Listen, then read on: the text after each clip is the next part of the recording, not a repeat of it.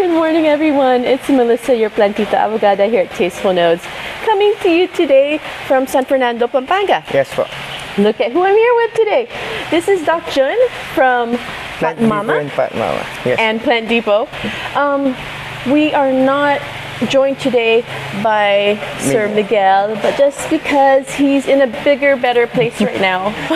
So, he's in Thailand ngayon. There's a big event kasi. I know, doing what all of us plantitos and plantitas do, which is, you know, buy more plants. But Doc Jun is going to give us a quick tour, some history, and some information about the pots that they are selling here. So I hope you guys enjoy, and let's get started.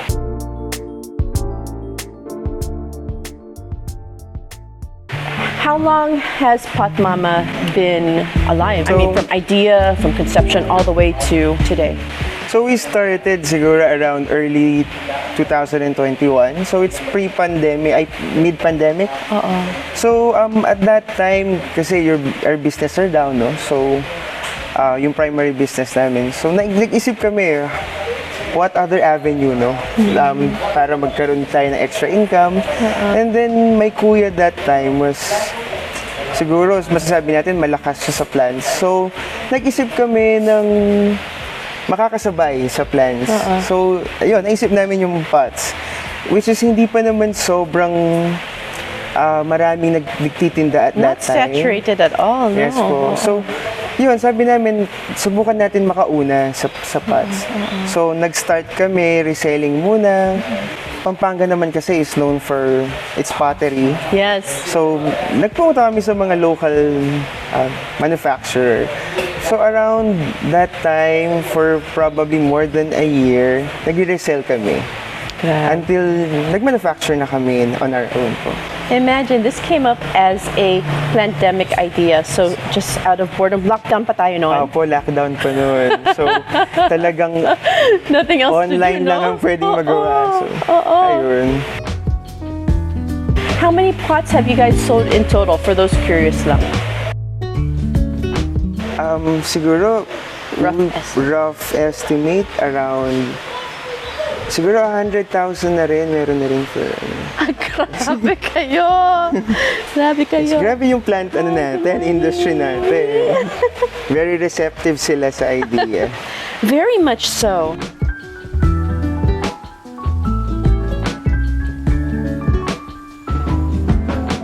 Ganda, you guys have really covered every possible pot size for every possible plant, no? Yes. We would like to cater kasi lahat from the small plants to the larger plants talaga. So ayun, so marami nagtatanong, maganda for ganitong plant, gagawin lang namin. Okay. Kasi we would like din customize to make it more personalized din para sa plant. Kasi di ba pag nag-aalaga ka, you want your plant talaga very personalized. Yeah, so ayun. I mean, yeah, a lot of people tend to buy pots because of the fact that, oh, this is what my plant needs. Pero it's not what I want, diba? What you guys are catering to is the I want part. This is what I want my plant to look like. What is your price range sa mga pots nyo? We have two pots kasi, two categories, let's say. So meron tayong terracotta, which is a lot cheaper kesa sa ceramics, which is yung mga ganito. Cheaper kasi the materials are not that expensive, locally sourced sila. And also the process kasi doesn't really take that long. Unlike yung ceramics ito, ayan, so we buy pa yung imported clay.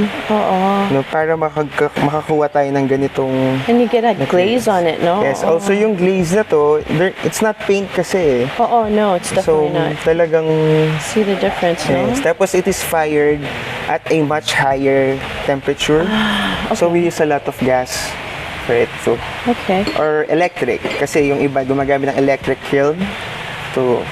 Pero if I remember your pricing correctly, galing sa plant camp, it's very, very comparable sa just regular terracotta in bulk pots, di ba? Basically, kung terracotta around this size, 30 to 40 pesos. Tapos kahit customized pa yan, we don't ask for fee, extra fee for cost. Kasi gusto rin namin na you know, yung anong gusto mo mabigay natin sa plant mo.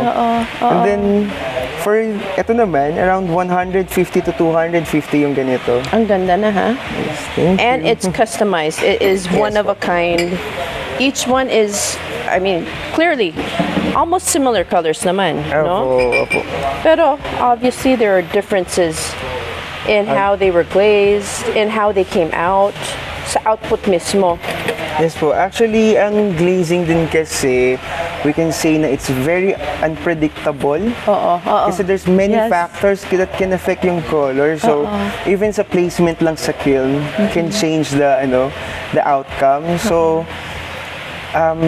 nandun ka sa hit and miss palagi. Pero, masaya tayo palagi na nakaka-hit natin. Very much hit, as far as this is concerned, as far as those are concerned. I mean, even over there,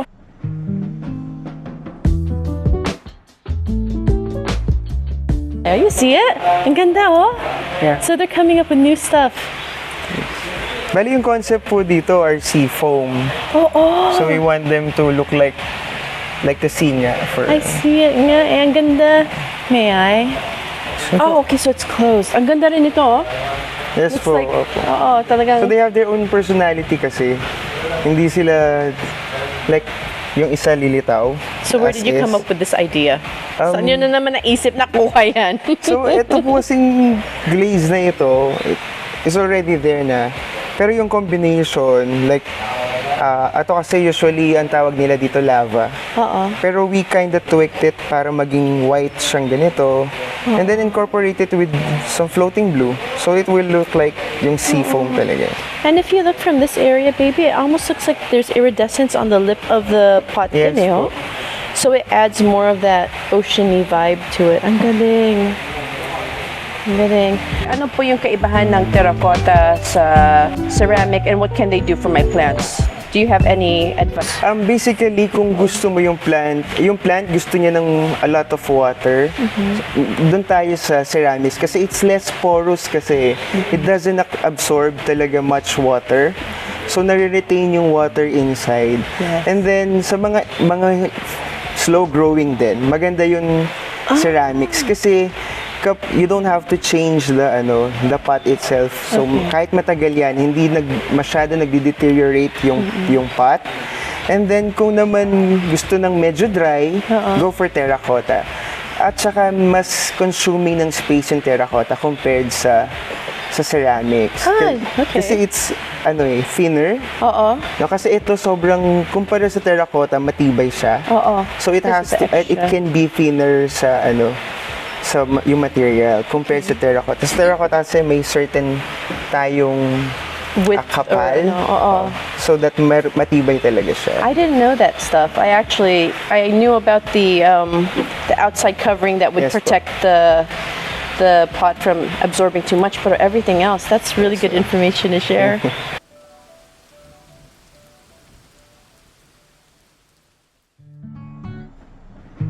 This week kasi iba-iba yung concept namin. So, we wanted to showcase naman na medyo realistic yung itsura. For example, itong old man. Ayan. Ang ganda lagyan ng Decaria madagascarensis in this one. Actually, yung Like a hair. may hinihintay lang ako galing kay kuya na Madagascariensis po. And maganda nga ilagay dito. Then, mga chameleons. Galing. And konting mga dragons na fun and Whimsical. Yes. Ang ganda ng kulay pati, fitting. Comes out Tapos really ito, from inspiration sa Oslo, Cebu. Wow. Yung mga butanding natin. Oo. So, ayan, para So nice. this was a request kasi, and then sabi niya, sige, gawa kayo ng marami. So, ito, pinakita ko muna. Yeah. So, parang the person wanted more pots pa na ganito yung concept. Ang ganda, no? I mean, even the coloring from Yes, the po. bottom. What is that called? Where the color changes po. again? Because it even crests, even like the ocean waves, Yes diba? po, yun po yung ginawa namin. We want to capture the depth of the colors kasi ayaw namin na parang one-dimensional lang. Yes, and that's what's so special about your pots is there's nothing one-dimensional about these Yes po. guys. Also this, isang pot din.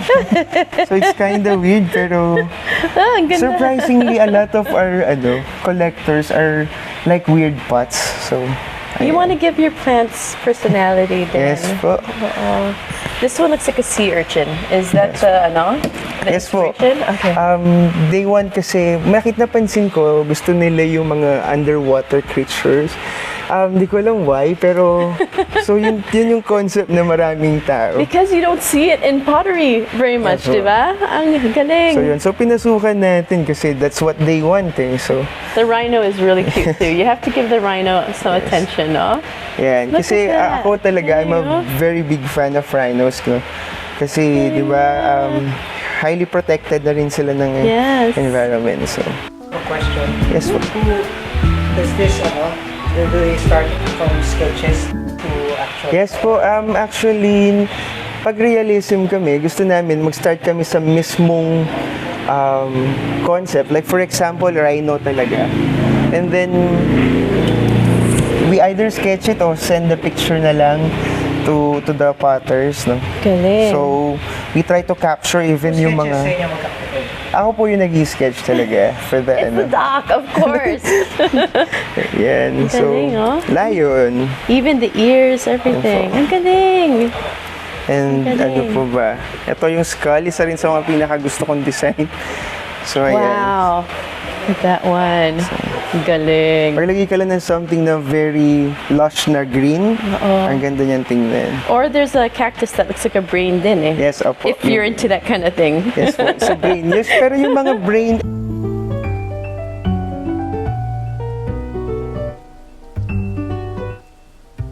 Ito, isa sa mga request din, pero it became very popular sa sellers kasi, ayan, Very pretty. Ang ganda they ng use this pagkagawa. nga hindi na sa hindi na sa plants, more on sa bahay. Oh, it's the paint. Ang galing. Yes, it's the paint po. So yan, again with the dimension. Yan. Very nice.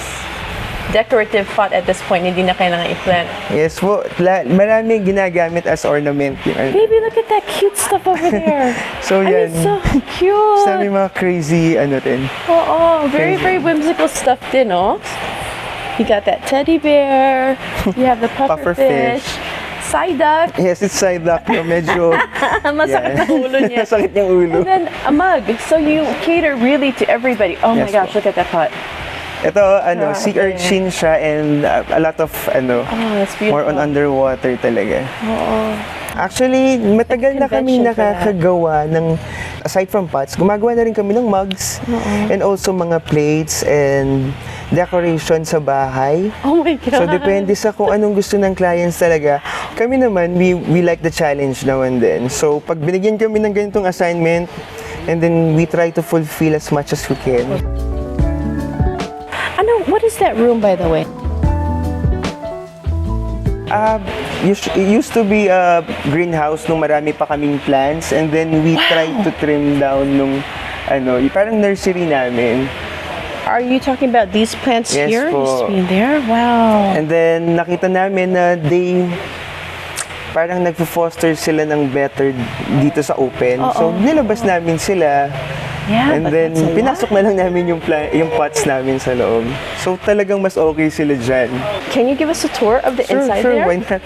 Ito po. So, let's go po. Dito namin kinikip yung mga available terracottas namin. Basically, ito, mga yan. These are all sold na tong mga The to. terracottas. So, Wow. ready for packaging na sila kasi packaging area namin to. So basically, itong mga nasa baba, as you can see, may code sila. These are what we sell sa live. Oh, how often do you have lives pala? Siguro at least once, pero usually twice a week kami nagla-live selling. Okay. So ayan, eto orders na sila. So Wow. hinihintay lang namin for pick up. Very good. And then the guys in the back, kasi there's a lot din, ha? Yung nasa Grabe. likod are some stock lang and other sold items na. Grabe, ang dami talaga.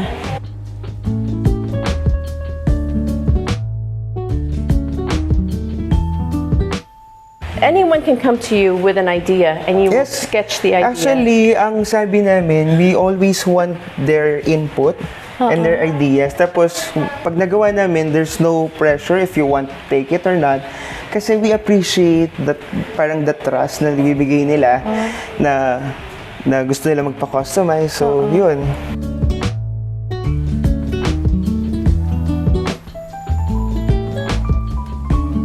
Look at the, it's so cute. Ito po yung mga cute natin na open mouth. Ayan. So dati, marami to. Sobrang dami nila. It looks cute na sama-sama silang ganyan.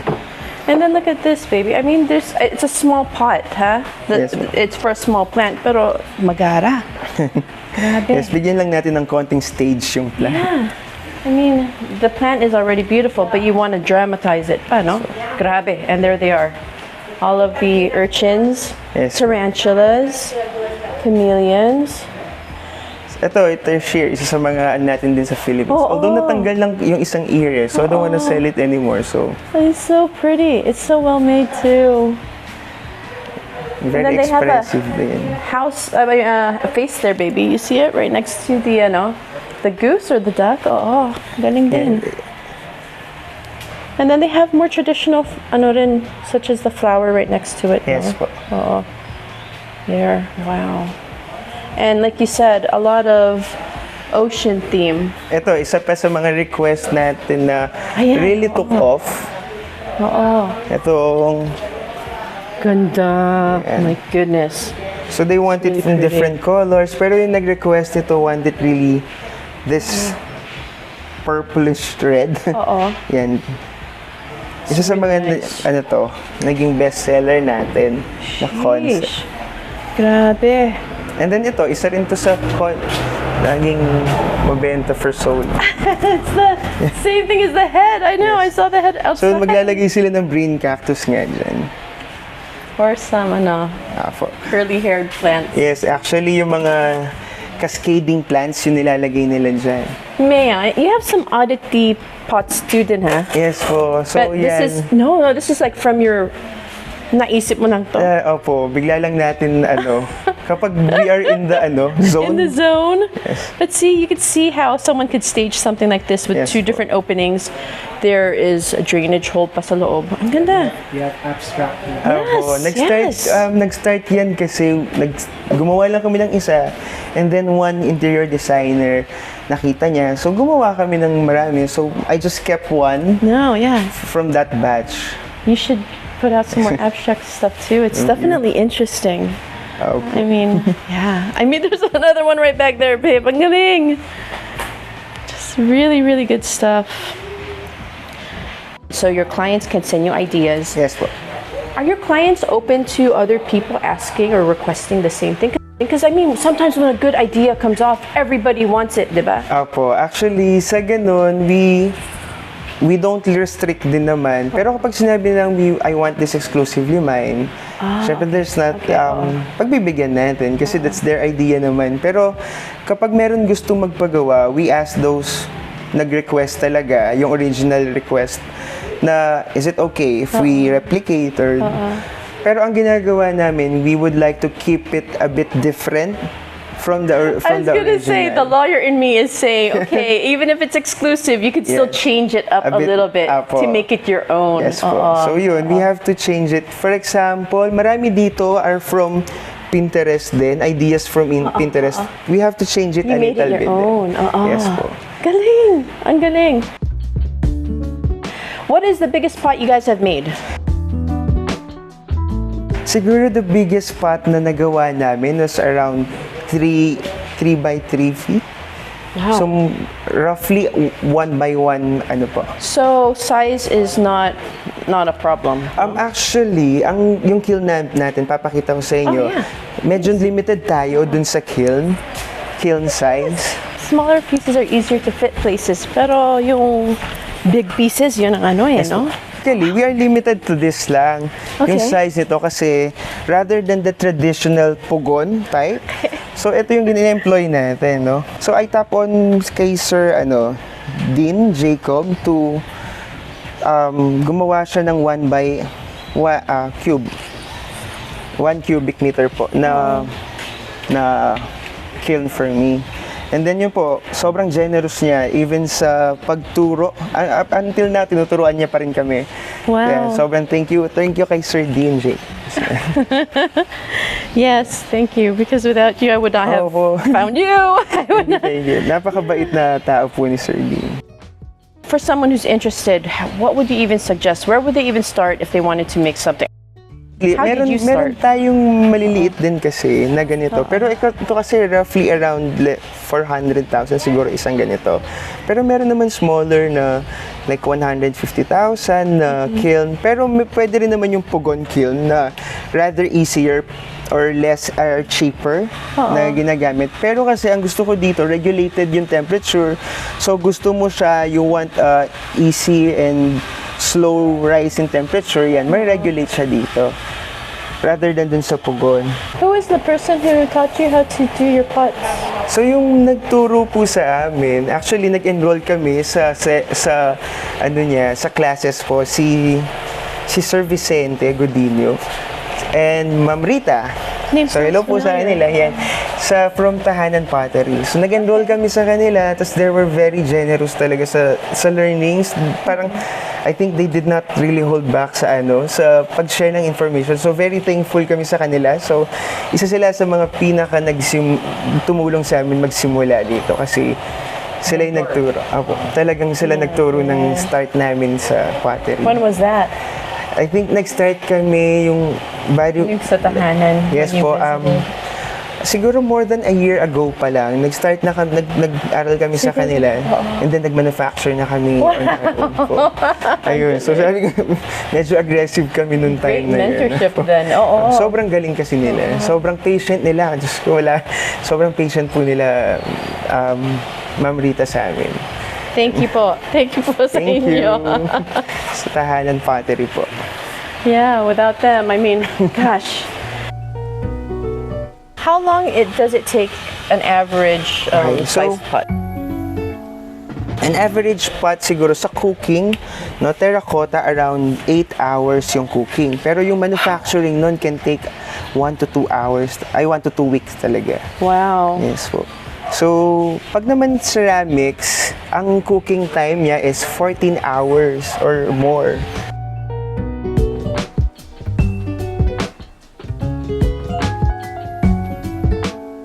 Kulang kami talaga ng time, pero we try to keep it, let's say, exclusive. So, konti-konti lang nagagawa talaga. Since we're very young in the business pa naman, so, ayan, we try Young to... but in demand. Huwag ka magpabola dito. Yes po, not to take away sa mga pero talagang, I can say na very young pa kami kasi we really have a lot of things to learn pa. Well, yun. 2021, no? Yes po. Pero grabe kayo. Thank Grabe kayo. you. As far as ideas, as far as, equipment, you guys are on your way, I would think, huh? So sana magkaroon na kami ng next kiln soon para tayo ng more And then regards naman sa paggawa ng pots, basically syempre hindi ko na sila I have local potters din naman na matagal na rin sa business. So noong una, tinuturuan nila kami sa terracotta, tapos kami naman nagturo sa ceramics. Since ceramics is a different form animal kasi. altogether. Yes. Oo. So yun. Pero you're good for I'm not trying to take away from anything, pero you are good for the economy kung ganun, ha? For the Thank you, local Opo. pottery economy in your po. area. Because you're not just saying, okay, let me take all of this knowledge and let me not Hindi po. return anything, di ba? Actually, sila din, marami rin silang ini-employ on their own. So, ang ginagawa ko sa kanila, hindi talaga sila underemployed sa amin. Ang gusto namin, kumbaga, it's a partnership with them. So, yung parang professional fee nila, mataas. It's not just na employee sila. Yeah, that's Yes. great. So everybody is benefiting from this whole business, from this 2-year-old business. God. Yes. 2 years old, pero it feels like medyo... It feels like Yeah. a bigger business, and it seems like it's run as a bigger business. How many people, how many staff members do you have running this? Okay. Kung staff po, yung sa amin Sa'yo talaga. mismo, oo. Siguro kami nasa mga 7 months lang kami. Yan, marami na rin na employee yung Plant Depot and PotMomma over the years. So, thankfully, no, nakaka-share din kami na aming ano. So, yun. Pero yung partners natin na mga potters, I think nasa 5 sila. And then they have their own stuff under them Yes too. po. Pakilala ko yung mga ano natin, master potters natin, tsaka artists. Yan, si Sir Vincent talaga yung ating master potter, no? Siya yung nagbi-build ng pots natin, tapos siya rin yung master painter natin. What? Kasama rin natin yung kapatid niya, si Sir Albert. Siya naman yung nagdi-design and all. Tapos si Sir RJ, yun yung ating utility talaga. So, siya rin yung sa firing. Sir RJ, kaway-kaway naman dyan. Ayan. Saka si Sir Albert. Ayan. Ayun sila. Basically, sila po yung ating gumagawa ng pots natin 24/7. Talented. Very, very And galing talented. pala sila sa maraming gumagawa ng pots dito sa Santo Tomas, no? Yes, so, yan. So, yan. Po natin sila, tap natin sila para gumawa ng mga pots natin. While ako naman nasa school. What is next for you guys? Exporting, wala pa tayo doon. Not yet. Pero, siguro kapag kaya na natin yung demand for the exporting, The thing with exporting, they all have to almost be alike, like Apo. exactly the same. yun ang medyo nagsashy Yan ang away ano lang, kami, yung oo. mass production. Kasi, as sabi nga namin, gusto namin yung personalized. Marami na rin, siguro at least 2 or 3 na rin lumapit na, are you open for export? Ang lagi namin sagot, we can't handle the demand pa right Kasi it now. has to be exact, di ba? Yes po. Oo. If that's the route So you choose future, to go. kung given the chance, let's see. Since we like naman challenges, so Another kiln. yes po, we would like sana another kiln. Tapos more on learning pa on sa artistry ng. Kasi ang akala natin na pot lang yan, pero hindi. Sobrang laki ng kailangan mo pang matutunan to reach to a certain point.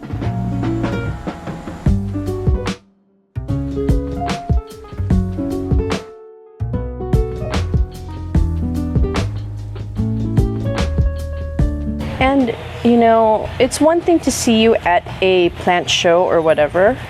Pero it's another thing for someone to say, oh, ang ganda naman ng pot mo, saan galing yan? Opo. And then it spreads word of mouth too. That's how we actually found you. Thank I mean, you there po. were so many people at the show, diba? Opo. Pero we saw someone with a air plant display and we're like, ang ganda naman ng pot mo, saan mo nakuha yan? And he's like, actually, just right there. And we're like, sweet! This works out Opo. well. Thank you to that person na nakilala namin. I'll find you the name. Events for you guys. You guys, we found you at plant camp. Yes po. Are you going to be at plant camp regularly? Okay, regularly talaga as much as we want, as much as we can, magsasali kami sa plant camp kasi talagang iba yung community rin doon eh. Si Kuya talaga before was an avid participant talaga ng shows. Before, hindi ko naintindihan na bakit ang hilig naman magpunta, ang laki ng logistics and all. Pero yun pala, once na nandun ka na, ma-realize mo yung fun and yung interaction with your clients, co-sellers, co-manufacturers yun. Yeah. So, walang presyo yung makukuha mo dun sa, talaga, walang katumbas. Anything else? And kami naman, we just like to cater yung mga plant needs nyo. So, just give us a message. So, And they gawin can contact natin. you guys directly doon sa Yes. pages na yun. Yes, contact nyo lang kami sa Plant Depot PH or PotMomma. And then we, as much as we can, try to accommodate po yung mga designs na gusto nyo. And gusto rin lang namin to ask, konting patience kasi as I said, na medyo bata pa kami sa industry, so ay sa art, so marami pa kaming matututunan and yun, be patient lang. So humble. I promise you. Ilang pots na ako sa kanila. And if they'll let me, I'll probably go home with a few more pots today. Oo naman. Pero, I mean, their work is totally worth it. I would not be featuring them on this channel if I did not have Thank you. any faith in you guys. Ang ganda Thank you talaga ng magawa niyo. Thank you for going so ang layo niyo pa eh. No, thank you for having us, really. I'll go ahead and let Paolo walk around, but this is Melissa and with Doc Jun. Hello po. Saying thanks for joining us. Thank you, And thank you. We'll catch you next time, guys. Bye.